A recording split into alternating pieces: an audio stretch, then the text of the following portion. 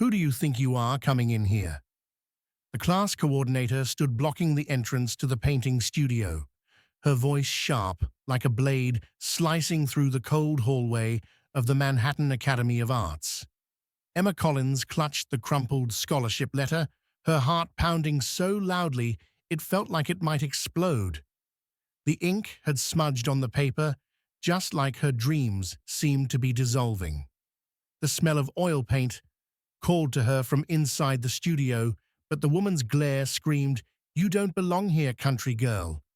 Emma swallowed hard and held out the letter, her hand trembling. "I got a scholarship." Her mother had sold her wedding ring and stayed up all night writing that letter so she could come to New York. The coordinator glanced at the paper, sneered like it was trash, then jerked her chin. "Go in, but don't make trouble." The studio was dazzling easels lined up like soldiers awaiting orders. The scent of expensive paint hit Emma like a punch. It felt like she'd stepped into another world. Three girls by the window turned around, their stares sharp like lasers. Beatrix Langley, with shimmering blonde hair and a shiny Telfar bag, smirked. "Oh, wow, watercolor, picked that up from a thrift store." Her friends burst into laughter like firecrackers. Beatrix scanned Emma's frayed denim jacket and added, "Did the Academy become a charity now?" Emma bit her lip, her fingernails digging into her palm. What did she know about Mom, about those nights? Counting coins for paintbrushes. She wanted to scream, but instead walked to the very last table, a forgotten corner. Her canvas tote hit the floor light as her heart. A battered watercolor kit, frayed brushes, a wrinkled sketchbook, everything her mother had sacrificed for her to be here. "You are my dream," Mom had whispered at the Ohio bus station, her eyes glassy. Professor Landon entered dressed in black, like the king of the art world whose paintings had once hung in MoMA. He glanced at Beatrix with an approving glint, then looked at Emma, cold as stone. "Paint something that makes others feel small," he commanded, voice like thunder.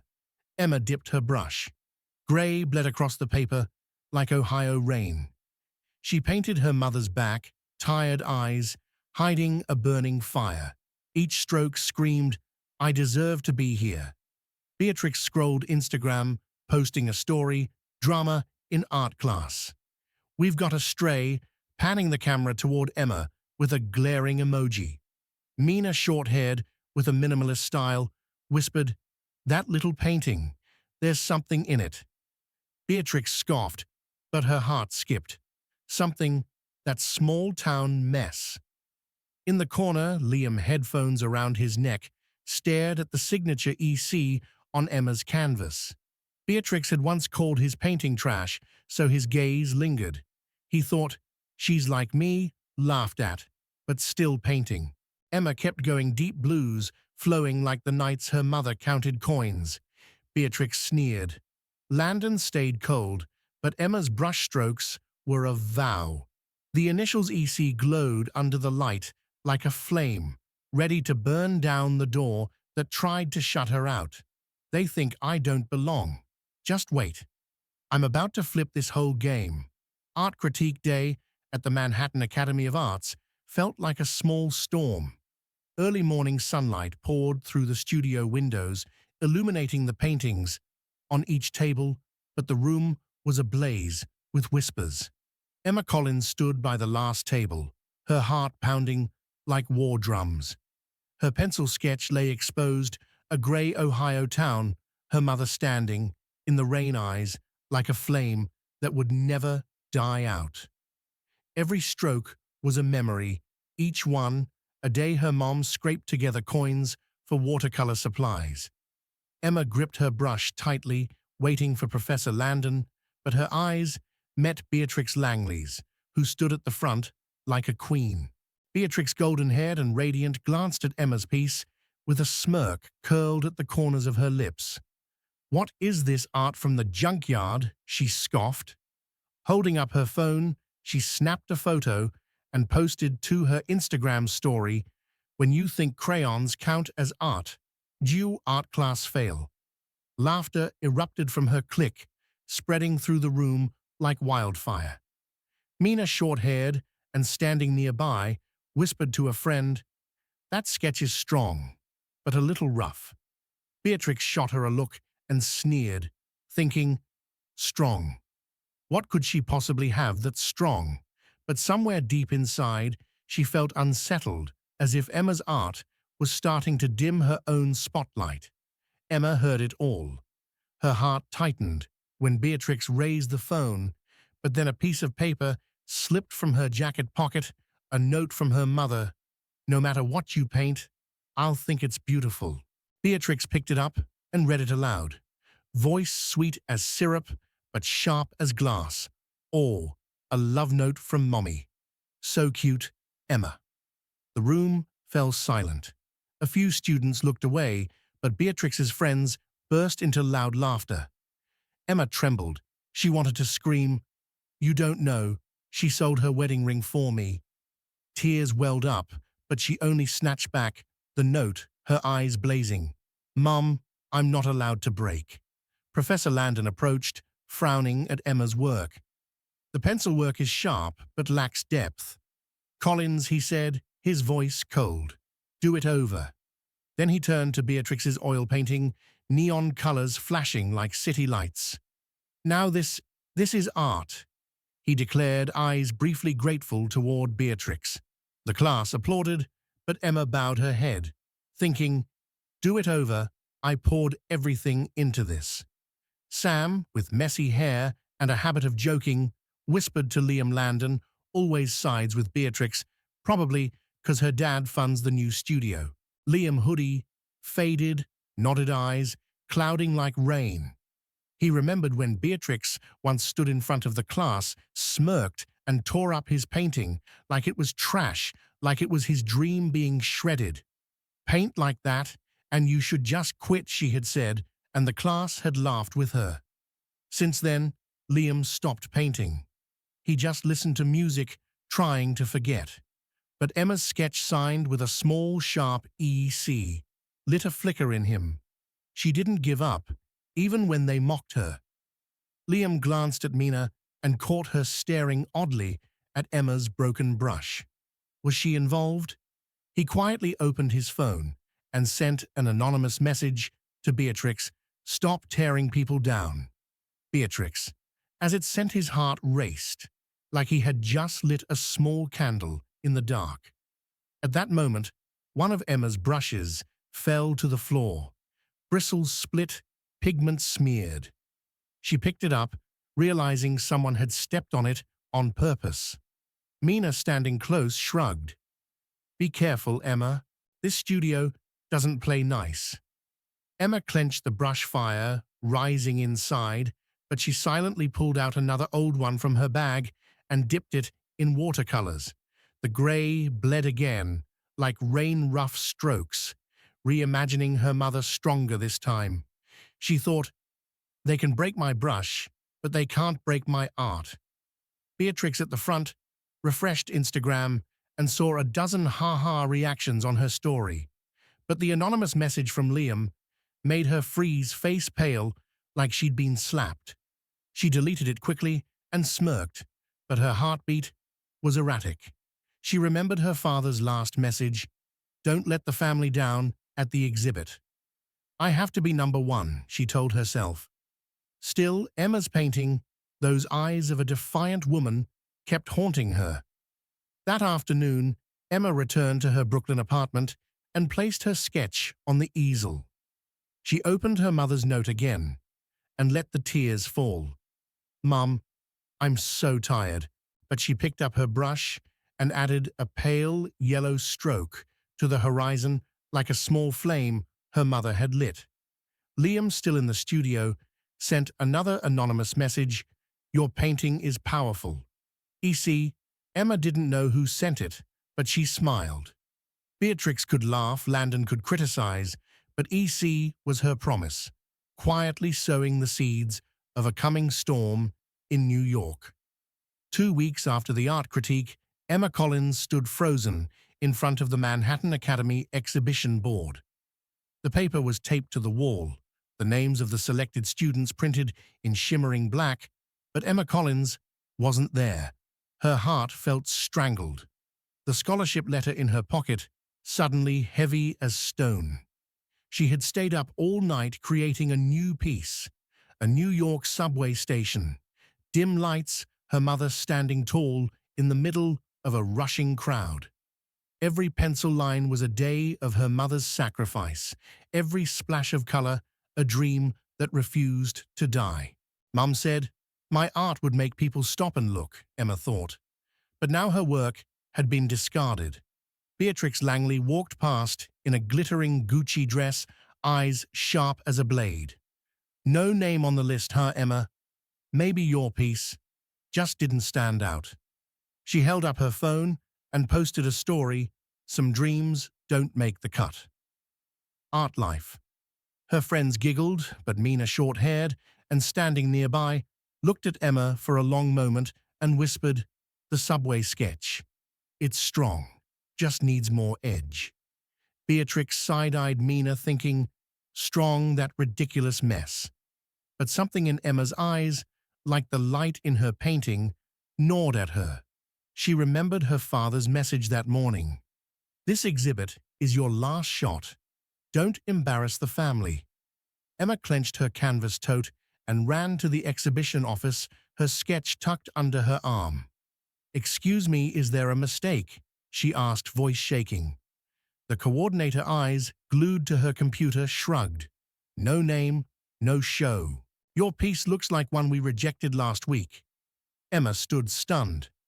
"Mistake. This is my mother's story."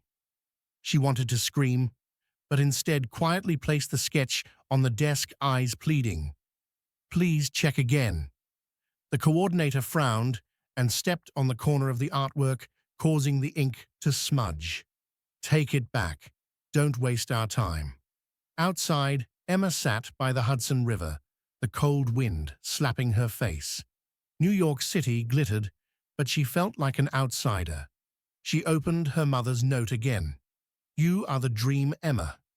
Tears fell as she whispered, "Mom, was I wrong to come here?" But then she stood, gripping her sketch, her blood boiling. "No, they will see this painting." Back in the studio, Liam, wearing his black hoodie, listened as Sam joked, "Beatrix probably bought the whole exhibit." Liam didn't laugh. He had seen the coordinator mistake Emma's name for a student who had dropped out.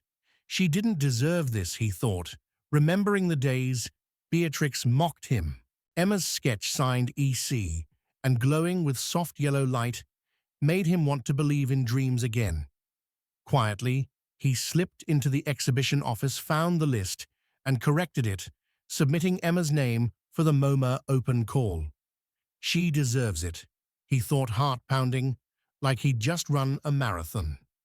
He glanced at Mina, who was holding a brush identical to the one Emma had lost the week before. His eyes narrowed. Was she the one who ruined it? Beatrix, sitting in the corner, scrolled through Instagram and saw the hashtag Josh Art Class Fail trending. But a new anonymous message from Liam stopped her cold. "Emma deserves more credit than you think." She deleted it immediately, hands trembling like dry leaves. Why won't she go away, she thought. But the subway painting, with those defiant eyes, kept haunting her. She turned to Mina. "You really think Emma's piece is strong?" Mina shrugged. "Strong, but I'm stronger." Beatrix smirked, but her chest felt heavy as stone. That evening, Emma stood in her Brooklyn apartment, her heart soaring, as her phone lit up. An email from MoMA EC. "Your work has been nominated for the open call." She stared at it, hands trembling like autumn leaves. How the coordinator said my painting was worthless. She thought of her mother of the nights, counting coins for brushes. Her eyes sparkled like stars. "MoMA sees me now. Mum, even if the school didn't." She didn't know someone had fixed the mistake. didn't know a hoodie-wearing figure had quietly opened the submission list. Back at school, whispers buzzed through the hall. Beatrix glanced at her gaze, heavy as lead. Mina, standing nearby, murmured to a friend, "Emma, just a nomination? Doesn't mean much." But Emma clenched her fists fire, rising like wind after a storm. "I'll send my painting. MoMA will hear my mother's story. No matter who doubts me, EC is the wind, already sweeping through New York." 1 week after the MoMA nomination email, Emma Collins stood in her cramped Brooklyn apartment, dim yellow light falling on her newest painting. It depicted a quiet Ohio street in the rain, her mother beneath an umbrella, eyes shining like the last street lamp on a dark road. The gray watercolor bled like memories, a streak of sunset red on her mother's umbrella like a promise that wouldn't fade. Emma gripped her brush, heart pounding. The MoMA open call could change her life, but the $50 submission fee, plus mailing costs, was tightening around her like a noose. She was short on rent. Her landlord had already shouted through the door, "No payment by Friday. You're out." Emma looked from her painting to her wallet, $60, just enough to either send the artwork or cover half the rent. What would Mom choose, she wondered, remembering those nights her mother counted pennies just to buy drawing paper. Emma wanted to cry, wanted to go back to Ohio, but her mother's voice echoed, "Paint so they can see you." She wrapped the painting in craft paper, her hands trembling like leaves. "MoMA is your dream, not this apartment," she told herself. Every step toward the door felt heavier. Her landlord glared. "Don't make me change the locks." At the Manhattan Academy, news of Emma's MoMA nomination spread like wildfire.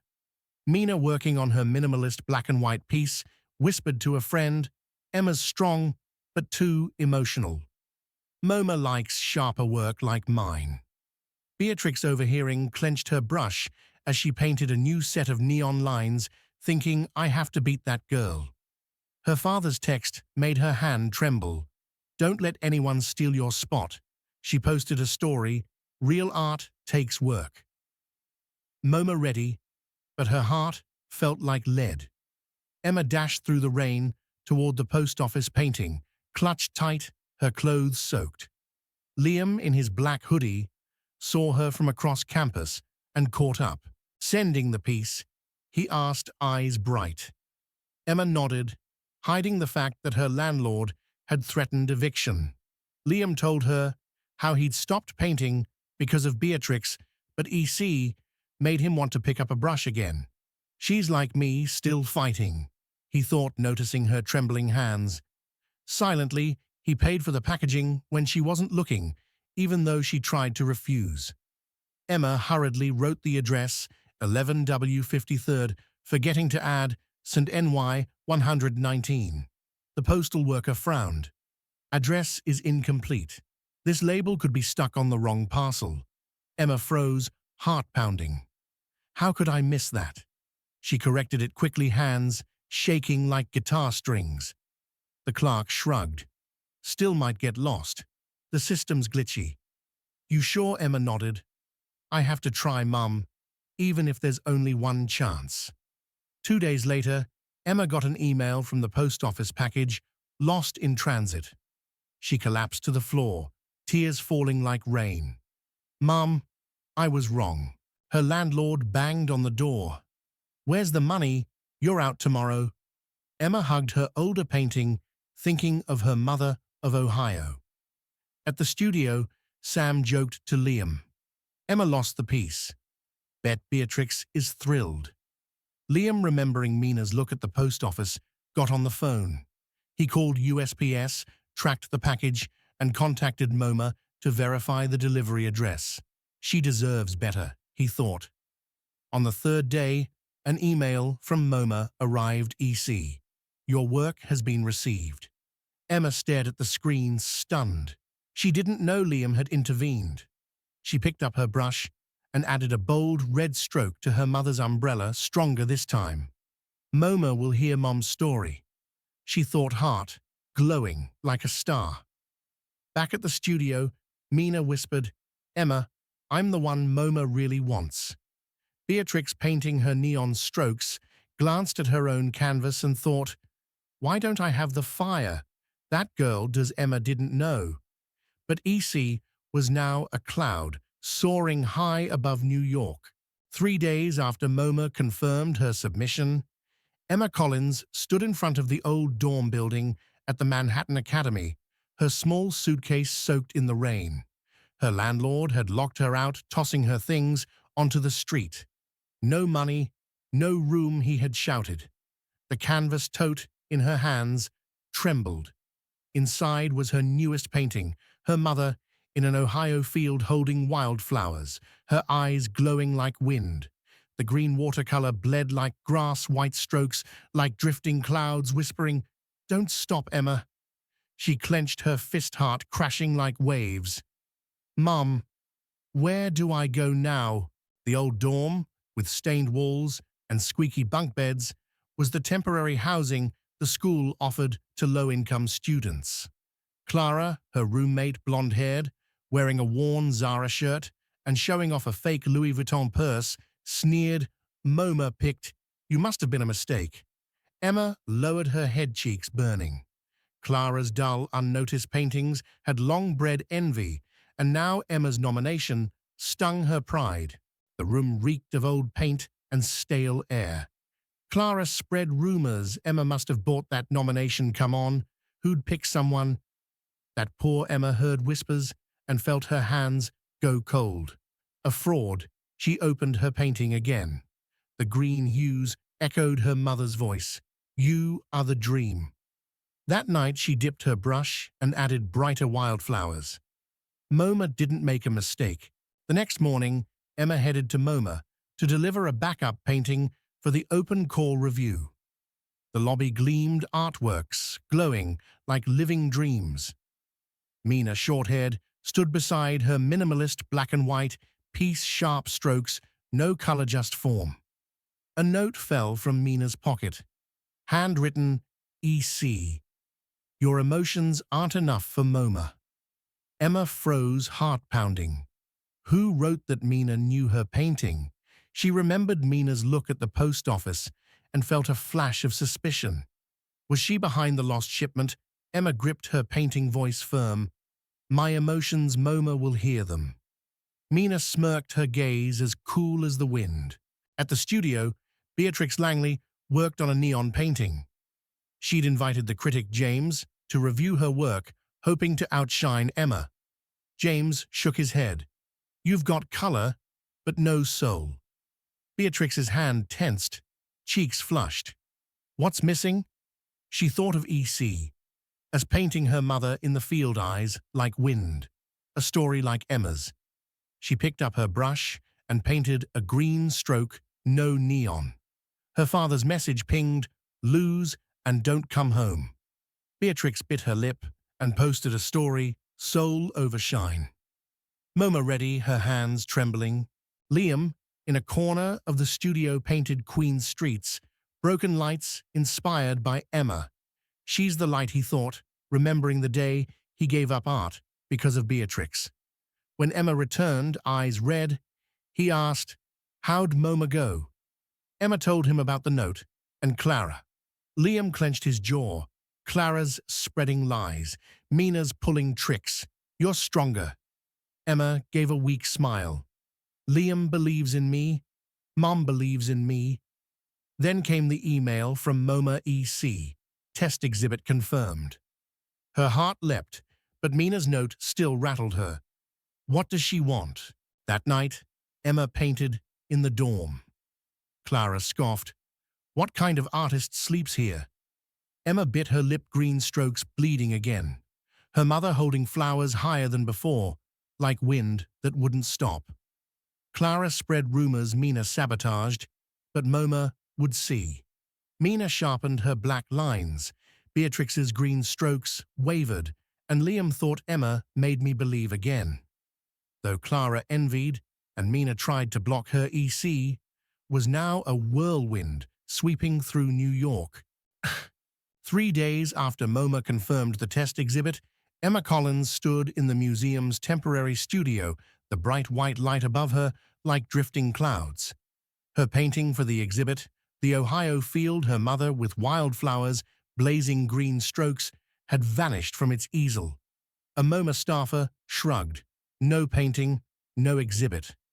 Emma stood still, wind howling inside her chest. Gone. She looked to the corner. Mina was cleaning her brushes, her eyes sharp as knives. She took it.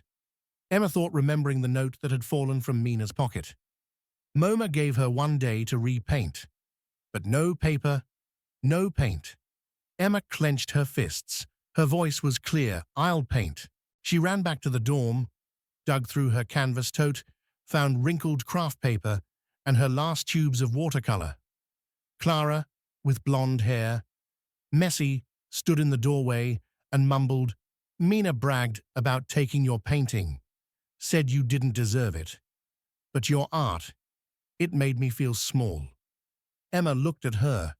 Clara's eyes shimmered with regret, different from the jealous girl who whispered rumors last week. Help me, Emma said. Find a MoMA judge. Tell them I'm still competing. Clara nodded, her shaky hand gripping Emma's before running off to make it right. Emma knelt on the dorm floor and began to paint the Ohio field this time. No mother, only wild purple flowers under white clouds. MoMA will see. Emma Collins. She thought, her hand trembling like a leaf. Mina, hanging her black and white razor-sharp piece in the MoMA studio, stepped past Emma. Lost your painting, I just helped tidy up, she said with a smirk. Emma froze. Did she just admit it? Emma stood tall, voice icy. Clean up more, Mina. My art's still alive. Mina shrugged, her gaze like thorns. Back at school, Beatrix painted Brooklyn's streets, her green strokes now soft as clouds. When Sam whispered, Mina stole Emma's piece, Beatrix froze. Emma didn't fold. I need to learn from her. She texted Emma. You're stronger than she is. Emma read the message, eyes glowing. Beatrix believes in me. Liam, in his Queen's apartment, painted broken city lights, thinking Emma is the wind. An email from MoMA arrived. Liam, final round. He sent in his piece, not seeing Emma, letting her fly on her own. At MoMA, Emma hung her new painting, the field wild purple flowers, like a living dream. Critic James paused in front of it and gave a slow nod. Mina, standing next to her sharp, dark piece, whispered, Flowers, I'm bolder. Emma smiled. My flowers shine just fine. From a corner of the gallery, Clara saw the judge she had spoken to nod toward Emma. Clara's eyes lit up. I was wrong to spread lies about her. Then came the email, Emma Collins' final round. Emma sat down, pride blooming in her chest. I did it. Mina sharpened her black lines. Beatrix added a green stroke. Liam looked at Emma's painting online and thought, she's the light. Though Mina sabotaged and Clara once gossiped, Emma Collins was now a whirlwind, still sweeping through New York. 1 week after reaching the final round at MoMA, Emma Collins stood in the museum's grand hall, the soft yellow lights above her drifting like clouds. She was painting a new piece for the main exhibition, the Hudson River at night, shimmering lights. No mother this time, just the silhouette of a girl holding a brush beneath the stars. The blue strokes bled like water, the gold glimmered like a dream. MoMA will see me, she thought, heart pounding. Mina, short-haired, approached with an oddly gentle look in her eyes. Emma, you're strong. Let's make a joint piece. We'll both win big, she said sweetly. Emma froze, remembering the lost painting, the anonymous note. What does she want now? Mina handed her a collaboration agreement, proposing to merge their works, Emma's wild purple flowers with Mina's black and white lines. Emma picked up the pen, but then noticed a label on Mina's table, Mina Tran Hudson River. She changed the title. Emma clenched her fist, pretended to sign, and quietly switched the label back to read Emma Collins. Mina, unaware, smiled. You made the right choice. Emma gave a cold smile back. You didn't. Clara, having come from the dorm, arrived at MoMA's hall and saw Emma changing the label. Mina told me to take photos of your painting and say it was hers, Clara admitted, eyes red. I was wrong to spread rumors about you, Emma. Your painting made me want to really paint. Emma nodded and handed her a USB drive. Give this to the judges. It's the original file of my painting. Clara ran off, feeling lighter, wanting to make amends for her jealousy and lies. Back at the school studio, Beatrix was painting Brooklyn streets in soft blue strokes. When Sam whispered, Mina pulled tricks on Emma. Beatrix left immediately. She found Emma and said, I mocked you before I was wrong. Don't let Mina steal this. Emma nodded, eyes glowing. Beatrix meant that Liam, in his Queen's apartment, was painting Emma under glowing streetlights. His submission also made the final round. She's the dream, he thought. He sent in his work without seeing Emma again, wanting her to shine on her own. At MoMA, Emma hung her painting of the Hudson River with golden lights like stars. Critic James stood before it, for a long while jotting notes. Mina, beside their joint piece, whispered, Even as a pair, my lines still cut sharper. Emma replied calmly, My lights shine just fine. Mina's brow furrowed her gaze like a blade. Then the MoMA judges called Emma in to confirm the label Emma Collins Hudson River. Mina's face went pale when she spotted the USB Clara had submitted. You knew? Mina asked, her voice trembling. Emma nodded. It's my painting. No one gets to steal that. James made the announcement Emma Collins selected for the main MoMA exhibition. Emma stood tall, heart swelling with pride. I did it. Clara clapped from the side, eyes bright. Beatrix, also chosen for her Brooklyn street painting, texted Emma, You taught me how to paint with soul. Liam viewed Emma's work online and thought she's the light. Mina, standing next to the joint piece, added a trembling black stroke. Though she had set traps and Clara once betrayed her, Emma Collins was now the light shining brightly across New York. Emma Collins stood in the center of MoMA's Grand Hall, golden lights glowing like a dream. Her painting, the Hudson River, the silhouette of a girl holding a brush, blue strokes, flowing like water gold, like stars, hung at the center, captivating the crowd from a poor Ohio town to the brilliance of New York. I did it, she thought, heart racing like a whirlwind. Critic James wrote in the Times, Emma Collins is the soul of MoMA. Mina Shorthead stood beside her joint black and white piece, her eyes unsteady. You won, Emma. I was wrong to take your painting to change the label, she confessed. MoMA disqualified Mina for submitting a fake email. The crowd whispered, She destroyed herself. Emma replied gently, Your lines are sharp, Mina, but they lack soul. Mina bowed her head, her figure dissolving like a cloud. Clara clapped the loudest, her blonde hair glowing under the lights. I once spread lies about you, Emma, but you're the real thing, she said, holding a brush, painting a bright field inspired by Emma. Emma nodded. Thank you, Clara, for choosing right. Beatrix, by her Brooklyn street piece, vibrant blue strokes glowing, gripped Emma's hand. You taught me how to tell stories, not just use color. Come to my solo show, from mocker to friend. Liam, who had reached MoMA with his painting of Emma under the lights, patted her shoulder. You're the dream, he said. He shared that he was opening a studio in Queens, his eyes shining. Then came the email from a museum in Paris inviting Emma to exhibit. She added one last gold stroke to her painting, tears falling. I paint for myself now. That night, standing by the Hudson River, the breeze soft like Ohio, she thought of her mother counting change the cramped dorm, Mina Clara Beatrix. MoMA glowed brightly behind her. Emma Collins was the whirlwind sweeping through New York, now heading for Paris.